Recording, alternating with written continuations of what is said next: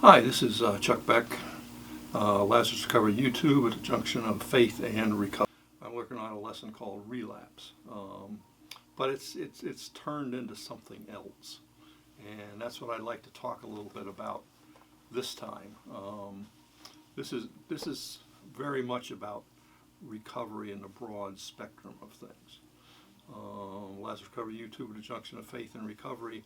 That doesn't say that it's recovery from a particular thing. This is the whole thing of recovery.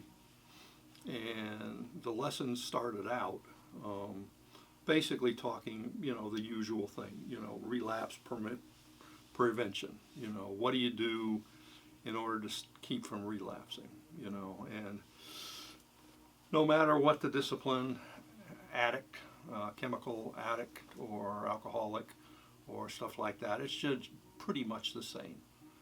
Don't drink, don't use, go to a meeting, talk to people, be active. That's the formula for it.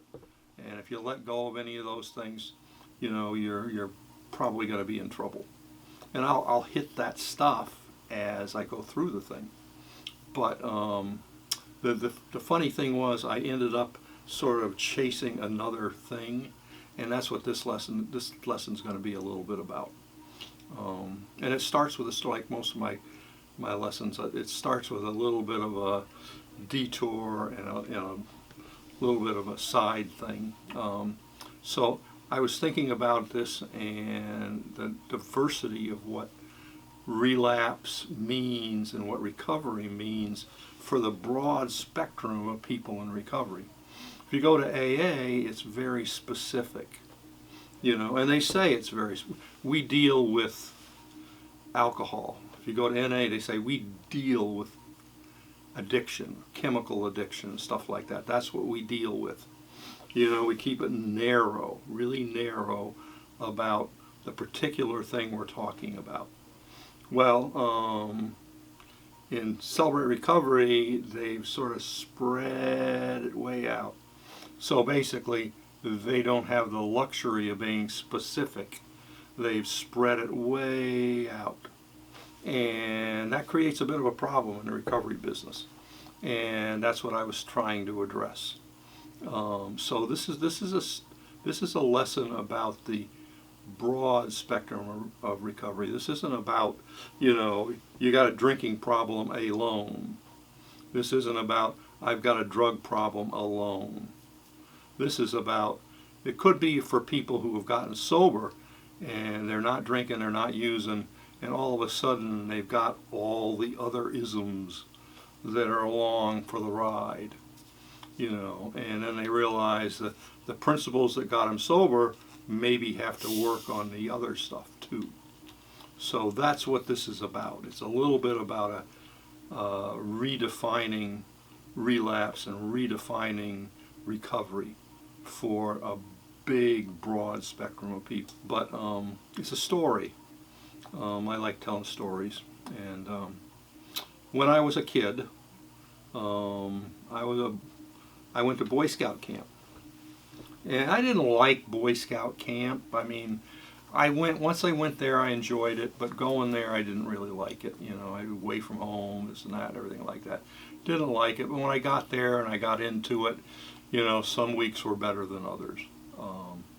But I got so that I enjoyed it. I mean, I could get into it a little bit. And, I came back from Boy Scout camp and hopped in a car, and there was a dog there. And wow, what's this? And they said, well, we ended up getting a dog. I can't remember the details.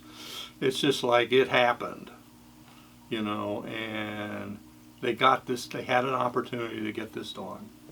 And it was a Norwegian elk hound. The female dog, Norwegian elk hound, her name was Kemma. And if anybody says what your favorite pet was, for me it's always Kemma, because she was an elk hound. She was a really good-looking dog. She personality, And she was with us for a long time. I was, oh God, I was like 12 or something like that. And so she was with him a long time. And I didn't, the length of time was I was a kid in Boy Scout camp and Kemma came around. And then I got a letter on my ship over in Vietnam. And they said that they'd had to put her down. And that was a bummer. I mean, that was just, oh shit, that Kemma got put down. And she used to hate the vet. She used to hate, no matter what it was, she hated the vet. And I just felt so bad because I think she knew that, it was maybe a crapshoot whether she'd get out of that vet alive. She's a smart dog, really smart dog. And she was with us for so much, and part of the lesson is talking about Kemma as an individual. She wasn't just a dog, she was an individual. She had her things about her. They were endearing things and they were pain in the ass things. I mean, we used to, she chased cars for the longest time at first until she got basically run over by a car. She got whacked in the head by a car and got a great big knot on her head. And they had to take her to the vet and pop it and sew it up and stuff like that. She never chased cars after that. She was insane. We'd take her up north to the camp up north, and she couldn't resist. She'd pick a fight sometimes. She picked a fight with a porcupine, and we had to take her to the vet up north because she was just had a whisker of stuff from the porcupine all over her. I don't think she chased porcupines after that. She learned. She also had a smell problem. She thought that deer piss smelled like perfume, and so she'd go and she'd roll in it. It was an old thing from way back when they were dogs in Europe and stuff like that, and she'd roll in this stuff, and she'd come back and she'd be prancing and feeling great, and it was like, oh my God, and a big hysteria and a thing, and she was ripped out and taken outside, and she soaped down and everything like that, and her ears would, like, after the car hit her, ears would flop down. If she was nervous, her ears would usually straight up, but they'd flop down horizontal, and she was like all that, and you're like, oh my God, this is awful. And she was with the family, like I say, from the time I was, a Boy Scout, 12, 10, 12, 12 maybe, all the way until I was in the fleet, which was, 22 plus 2, 24, 25. So, she was a older dog by the time she got tumors and stuff like that. But Kemma was amazing, and there should be a picture of an elk hound. If I can find a picture of Kemma herself, I'll put it on this lesson. But she was a sweetheart of a dog, But she had her issues. She had her things. She hated thunderstorms, and she'd burrow in underneath some hidey hole whenever thunder came or anything like that. She was terrified because she got stuck in a car when we were camping during a thunderstorm. She couldn't go anyplace, and it just terrified her. Now she went hiding for a hidey hole. But she was precious to us, just absolutely precious. And I can remember getting the letter in Vietnam and being just bummed for days because I knew how much she hated the vet. But after Kemma left, had to be put down, then my folks just couldn't deal without having somebody. So they ended up finding two husky-like dogs. Kemma was a elk hound, Norwegian elk hound. Sort of looks like, you'll see a picture, looks like It looks like a husky. Well, there's another type of husky, a Samoyed, which is looks like a husky too, but they're white, and it turns out they're bred completely different. And so my folks got these two Samoyeds, and they were a disaster from the beginning. You know, Kimma was like mellow as anything. She's neurotic, but mellow. These Samoyeds were like, you know, hyper bred. They were like, you know, yeah, they were all over the place. Their nervous system was crazy. And anytime you come near them, they'd wag their tails and they'd go crazy. But they had another habit that really was sort of difficult. If you'd come and pet their head, they'd waggle, waggle, waggle, and they'd piss on the floor. Waggle, waggle, waggle, piss on the floor. Or waggle, waggle, waggle, and they'd dump on the floor, which was a complication. You know, so they tried all sorts of things. But so they didn't pet them in the house, basically. You know, they were two of them. They were good dogs. Kimma was good. She slept outside all the time.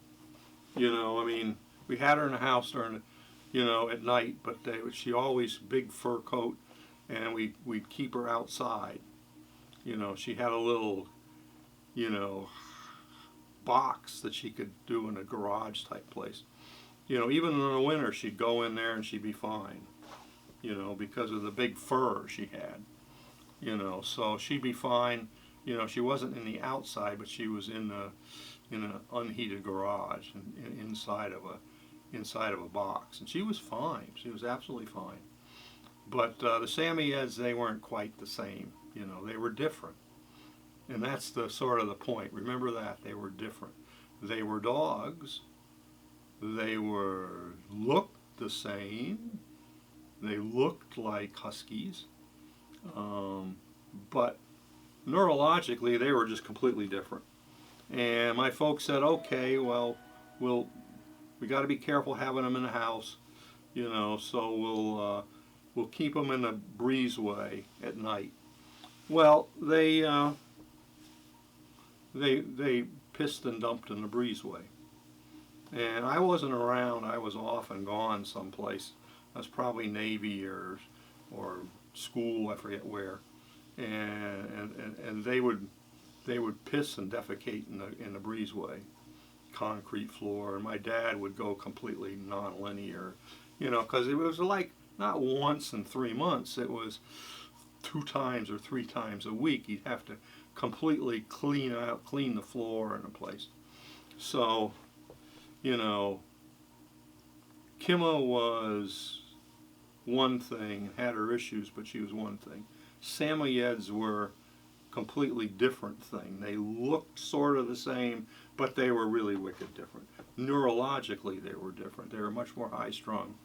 Kimma was mellow. Samoyeds were like really, really, really hyper-wired, and they couldn't control their bladders or anything like that. So finally, my folks had to go around, and they found a couple in the country that really could take care of them and beat them. So they just gave the Samoyeds away, and they never really got a dog again or a pet around, which is sort of sad. But so Kimma was always the you know, the fond memory, you know, and that's sort of the thing. The story of the Samoyeds and Kimma is sort of what this lesson is about. You know, now relapse is, everybody talks about relapses. And I'll go over the basic principles so we know what the basic principles are. You know, in any kind of recovery, in any kind of thing, you know, being connected in a group, which I don't do very well, but being connected in a group, being transparent in a group, have people you could talk to in a group, to be in fellowship of some common type, to not hide stuff. That was a key thing, you know. And it was said, don't drink, go to meetings, ask for help. That's what it says. You know, it was in AA. It was a little bit like, oh God, blah blah blah blah boo hoo hoo, and we say don't drink, go to a meeting, which was basically okay. I hear you, you know, pat you on the back, but don't drink, go to a meeting. It was a bit of a put down and a bit of a hey dude, just do your job, you know, don't feel sorry for yourself. But those were the directions, and they're pretty over the whole wide of recovery. Get into a group that understands you, that you can identify with, and stay connected to the group. Don't be on the peripheries, but be in sort of the center of the group. That's difficult for some and easy for others, but that's generally what it is. Work the steps, okay, that's, you know, generally over the broad spectrum of things. AA started the steps, and they've sort of become the sort of default answer. You know, I've taught on the steps as a Christian discipline and stuff like that, and I can see the point. It is a good Christian discipline, a good methodology of repentance and restoration. You know, and I think it has a great deal of value there. But, you know, so when we talk about relapse prevention, we're talking about, you know, what's the frame of the program that's going to give us the best chance not to relapse, not to go back. So we got two problems. We have two problems. We have the problem of, okay, what does a relapse look like? And what are the things I need to do to prevent a relapse? Now, if you're AA or NA, a relapse is using again. If you're an addict, using about anything is a relapse. For a drunk, drinking is a relapse. But also, you know, I run a sober house, you know, we don't just say you get kicked out if you're using your drug of choice. Said, you're out of here if you're using anything. If we give you a P-test and you're using anything, you got to go. Or we make a deal and say, okay, you pay for your room, but you go to rehab. You go to detox. We work out a schedule, a contract where you go to meetings and you do your thing and everything like that. And one day at a time, you stay sober and you learn your lesson and everything like that. We will do that. But relapses look different for different people.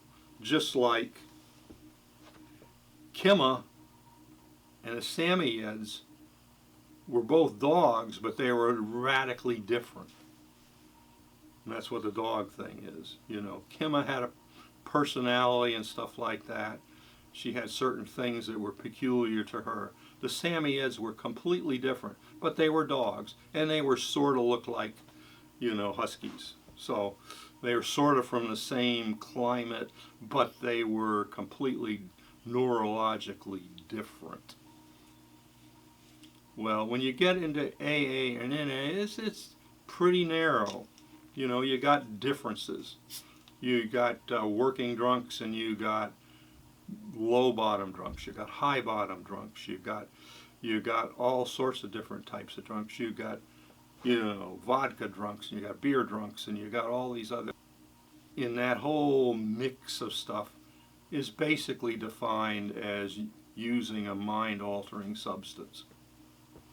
You know, if you're smoking dope, for us it's a relapse because that's a mind-altering chemical.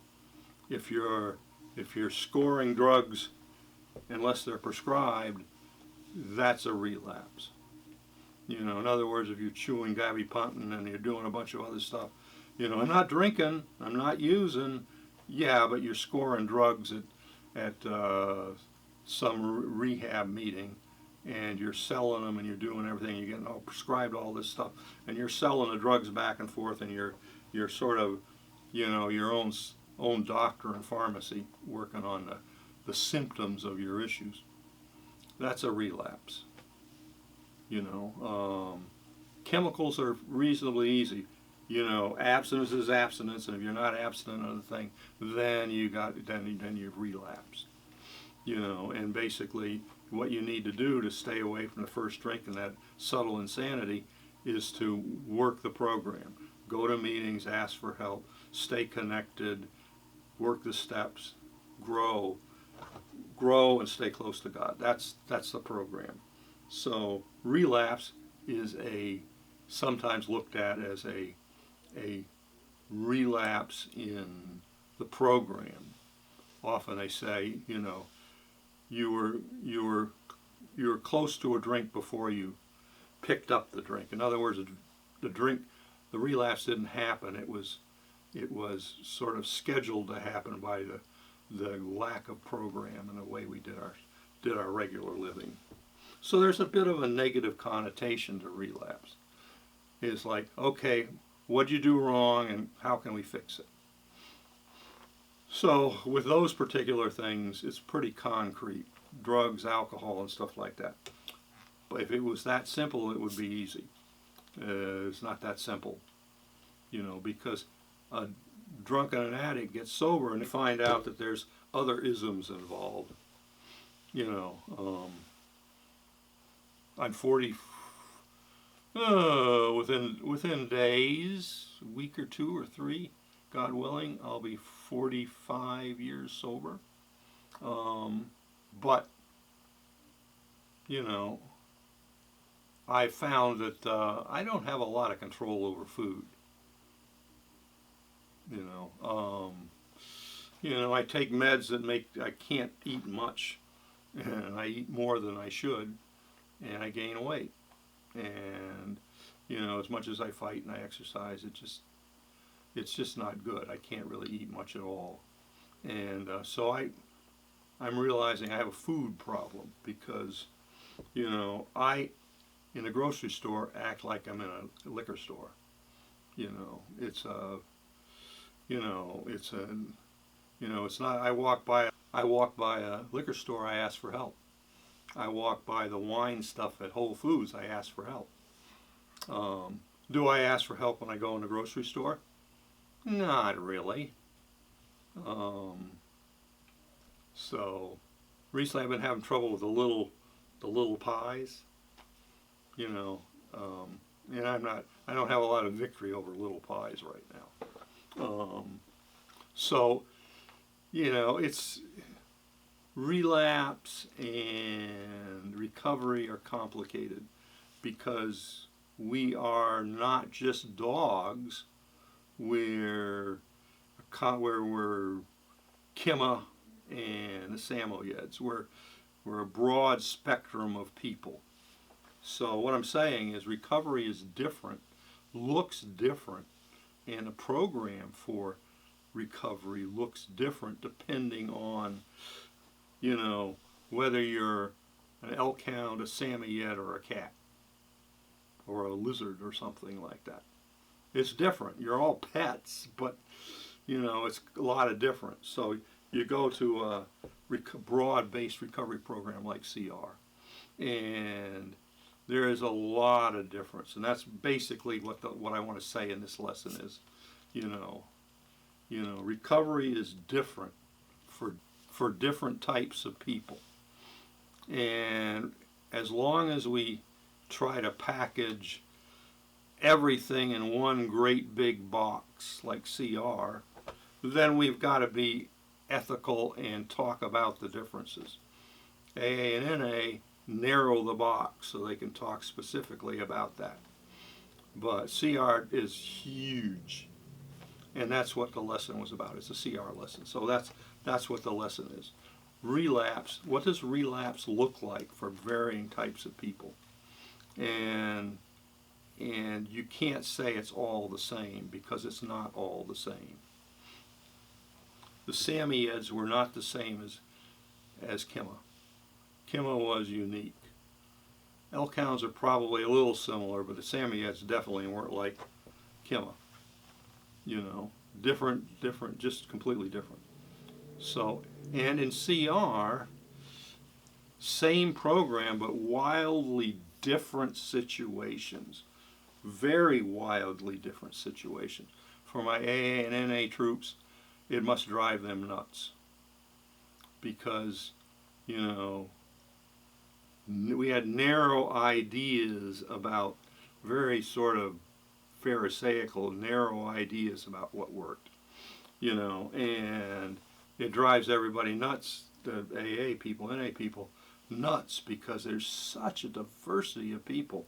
And sometimes I think my AA brothers and sisters can't see and understand that everything is concrete, because we're working on a narrow thing, but because we got to be open-minded about this stuff. It's sort of the same thing, but there's differences, and we have to deal with the differences. For instance, and I'm not using names, and I'm not going to blow anybody's anonymity or anything like that, but let's look at this. You know, a lot of times you can go to AA and NA and you can find a whole spectrum of people, and I think everybody understands that. But we dealt with alcohol, and we stuck with it. But in CR, you know, we maybe just stick with Christian discipleship, but we're basically saying that working the steps in CR is going to bring you recovery from, and we don't even define what recovery looks like. So it's complicated. For me, it's easy. I don't drink, I don't use. I got a sobriety date. My sobriety date for little apple pies is not too good. My sobriety for alcohol is 45 years. You know, my sobriety date for how do you measure anxiety and depression disorder? And not so, you know, you can't get a coin for, gee, am I in relapse because I'm depressed? Or am I in relapse because I have anxiety today? It doesn't work that way. It's a chronic problem. You know, so and a lot of people who come to CR come with chronic anxiety stuff. You know, they come with a diagnosis. You know, so that there's no, what's a relapse in a diagnosis? It's a flexible curve. There's no like limits. You know, it's managing a chronic problem.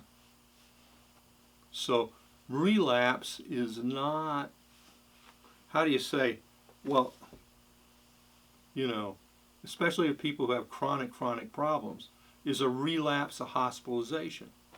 Oh, you're bad because you were hospitalized. You didn't work your program. That's bleep, bleep, bleep, bleep, bleep, bleep, bleep, bleep. That's ridiculous. For people with chronic diagnosed psychological issues, which usually in a church environment end up in a CR type of situation, I've had people ask that have that diagnosis, well, what does recovery look like for me? Or will these steps work for my thing, and what does it look like when I'm getting better? Well, that's a hard question to answer. You know, if answered by an alcoholic, that's no help at all. I mean, that's a Samoyed talking to an elk hound about Samoyed stuff. Doesn't work. So we have to understand that different is really different. A Samoyed's a dog and an elk hound's a dog, but trust me, the personalities are completely different. So a Christian with a background in alcohol and drugs is not the same beast as a person with a legitimate psychiatric diagnosis. He doesn't know. It's Mars and Venus. He doesn't understand. There might be a little bit of understanding, a little bit of compassion, but he doesn't really understand. And a lot of times people in AA and NA can be very arrogant about this recovery thing. And they have no clue. They just don't clue. I've seen it over and over again. They have no clue. You know, they just say, well, A, B, C, and D. My sponsor said A, B, C, and D. And it's like, you know, I had an elk hound, this is what I did. but I got a SAMA yet. Well, that's okay. Just do the same thing. They're different. That's why I had the illustration. Completely different beast. And you have to have a certain amount of humility about the thing. You know, that's what, we have people with psychiatric diagnosis with medications that help. And an AA and N, trust me, from my back history, I was prejudiced against medicinal psychiatric drugs because I was AA. You don't use anything. You don't use anything, you get better. You use something, you're going to relapse and you're going to die. It's an outrageous and damaging prejudice. And you have to understand the beast you're dealing with. You got to understand a Samoyed. You got to understand an Elkhound. They're different. You got to understand that the diagnoses are different. You can't as an addict who's staying sober, like, try to make a judgment about somebody who has a psychiatric diagnosis, and the side effects of the medication can be, for a person in addiction and recovery, a symptom of bad program, when actually for the person in recovery in the psychiatric thing, it's a sign their med's compliant. In other words, the side effect is a good sign because it means they're on their meds. Is it perfect? No. But I'm telling you that, when my uncle was going through his trials back in the day when I was really young, the meds were terrible. And the side effects were awful. And it was discouraging and stuff. Today, the meds are better. But they still have side effects. And you can't judge a person by the side effects. It's not a moral issue if you have side effects. It's not a moral issue if you have a psychiatric issue. Some people say it's a moral issue. If you were working a program and you were hardcore in the Lord, you wouldn't have symptoms. That's between you and Jesus when you get home. That's between you and Him. But don't wish to find out what it's like for them. Because it is not an easy road to hoe when, the brain chemistry isn't playing ball and you're working on a pitching ship all the time.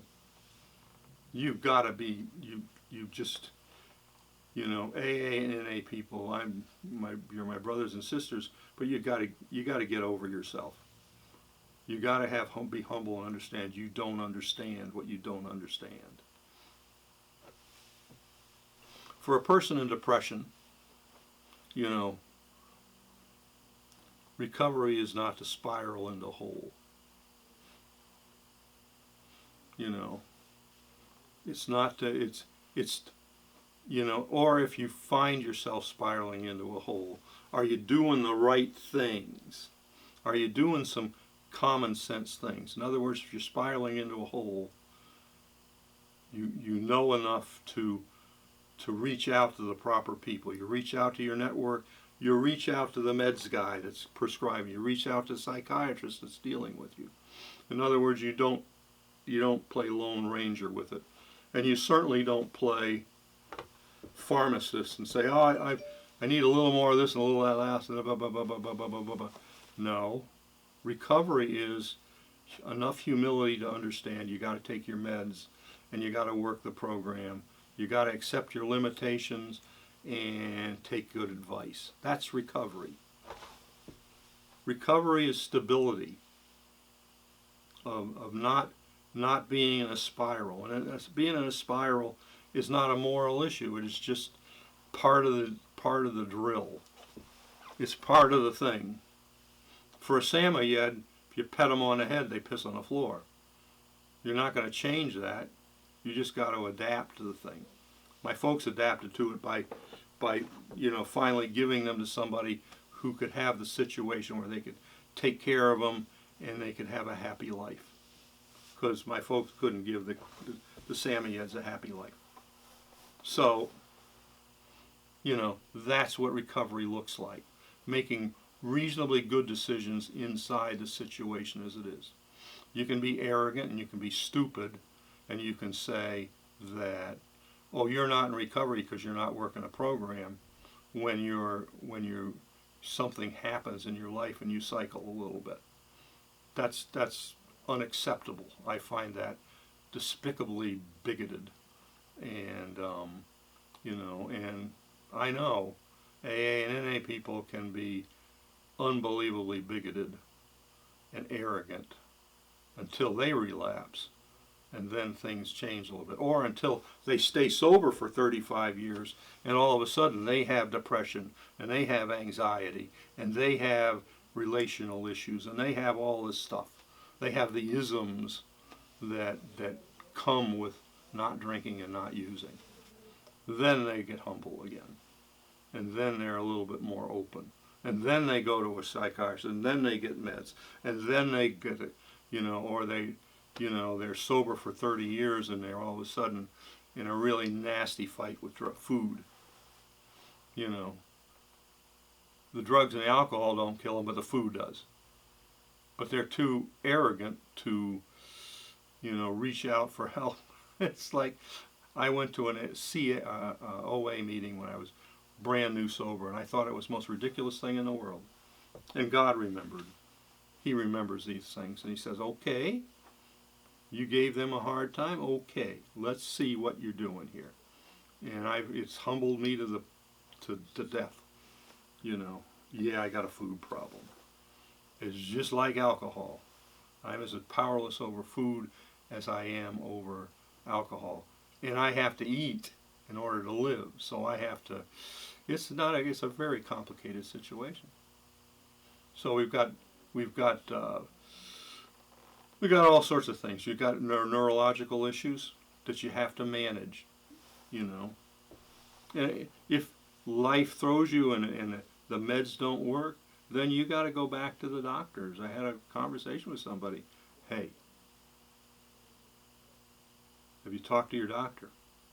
Well, talk to your doctor and get back to me. And I checked up on it, and he said, yeah, I got back to the doctor. He did some stuff. How you feeling? Better. To an AA person, that's, oh my God, you should be trying to wean yourself off. No. Again, don't be an arrogant dumbass. You don't know what you're talking about, so shut up. Be humble enough to understand you don't know what you're doing. Relational stuff. Again, there's a lot of like Al-Anon type people, people recovering from post-traumatic stress of relationships and stuff like that. Codependency and stuff. Oh, codependency is nothing. I'm a drunk, and if I drink, I die. What's this? Well, I'm addicted to pornography. Well, what's pornography? It's not gonna, I got my butt chewed by a guy. He said, hey, I lose my marriage if I lose my grip on that pornography stuff. Okay, I get it.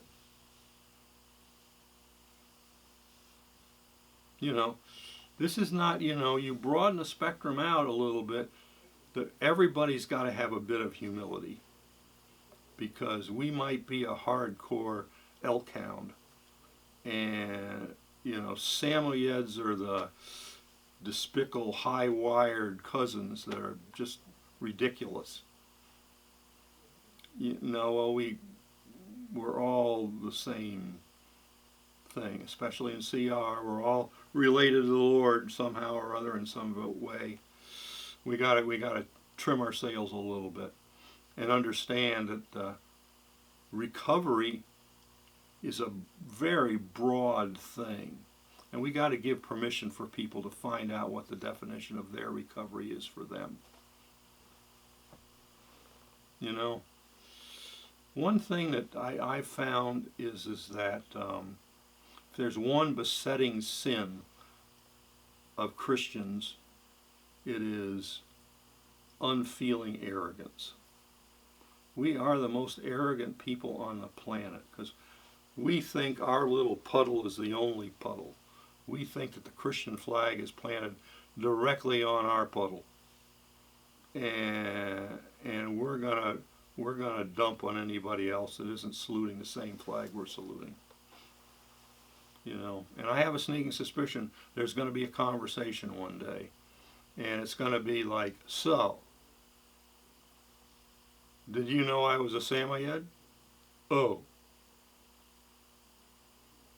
Oh. Oops. Did you know I was an elk hound?